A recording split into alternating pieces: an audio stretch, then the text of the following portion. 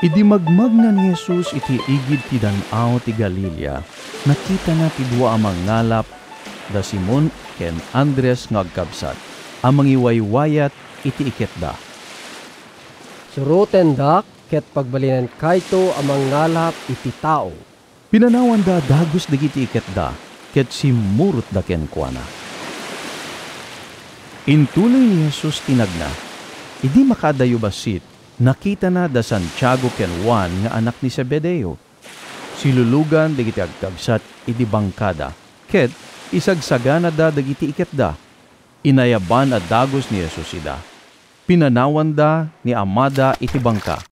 Agraman dagiti lalaki anatangdanan at tumulong kadakwada, ket simurot da ken ni Jesus.